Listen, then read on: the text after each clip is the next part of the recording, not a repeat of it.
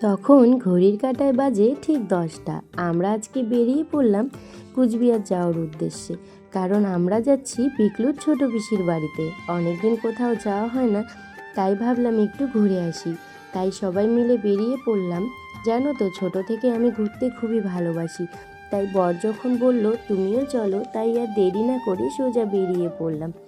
আর এদিকে বাসে উঠে আমি কিছু খাবো না, এটা তো হতেই পারে না। এত সুন্দর পরিবেশ দেখতে দেখতে যাচ্ছি।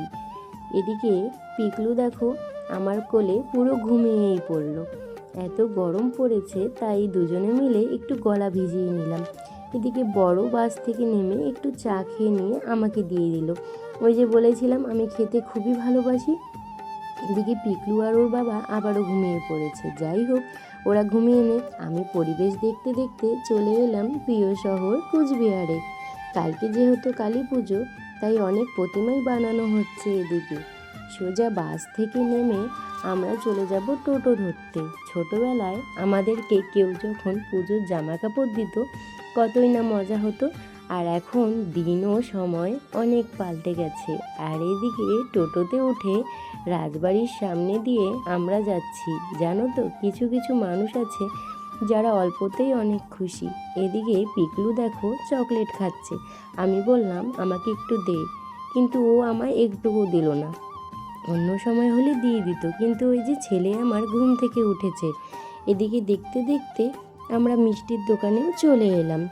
এতদিন পরে যাচ্ছি, হাতে একটু মিষ্টি না নিয়ে গেলে হয়। তারপরে মিষ্টির দোকানে গিয়ে অনেক ধরনের মিষ্টি দেখেই কিছু মিষ্টি পছন্দ করে নিয়ে চলে এলাম। তারপর আমরা চলে এলাম বাড়ির সামনে। যেহেতু আমরা না বলে এসেছি, ওরা তো পুরোই অবাকই হয়ে গেছে। এদিকে রাস্তা দিয়ে যেতে যেতে একটা বান্ধবীও পাতিয়ে নিলাম। পিকলুর ছোট পিসু তো পুরোই অবাক আমাদেরকে দেখে। যখনই কোথাও যাই মিষ্টি নিয়ে পিকলুকেই দিই, দায়িত্বটা ওর ওপরেই বেশি থাকে। এদিকে ভাগ্নিগুলো তো পুরোই অবাক, অনেকদিন পরে গেছি আমাদের চিনতেই পারছে না। এদিকে পিকলু কোথাও গিয়ে বাজি করবে না, সেটা তো হতেই পারে না। এদিকে ভাগ্নিদেরকে জামা দেওয়া শুরু করলাম। ছোটবেলায় এই আনন্দগুলোকে এখন খুব মিস করি। যাই হোক, মা হয়েছি, তাই এখন আমাকে আর কেউ অত জামা কাপড় দেয় না। বেশিরভাগটা পিকলুর জন্যই তোলা থাকে। এদিকে ভাগ্নিদের জামা কাপড় দিয়ে কতই না খুশি ওরা। যদি আবার সেই ছোটোবেলার দিনগুলোতে যেতে পারতাম, কতই না ভালো হতো। কিছু কিছু জিনিস আছে যা টাকা দিয়ে কখনোই কেনা যায় না। ছোট ছোট জিনিস দিলেই অনেকে অনেকটাই খুশি হয়। ছোটোবেলায় যখন মা ছিল, কোনো কিছুর অভাবই ছিল না। আর এখন মা নেই, তাই বুঝতে পারি মা না থাকলে কতটা কষ্ট হয়। এদিকে দিদি আর মাসিকেও শাড়ি দিয়ে দিলাম। তারপর ছোটি আমাদের মিষ্টি খেতে দিল। এদিকে সবাই মিলে আমরা মিষ্টি আর ঝুড়ি ভাজা দিয়ে খেয়ে নিলাম। যেহেতু আমরা না বলে এসেছি, তাই রান্না করা ছিল না। আমরা আসতেই ছোটি দিকে ভাতও বসিয়ে দিয়েছে। এদিকে 3 ভাই বোন মিলে যে কী খেলছে, আমি তো কিছুই বুঝতে পারলাম না। যাই হোক, এদিকে আমাদের ভাতও চলে এসেছে।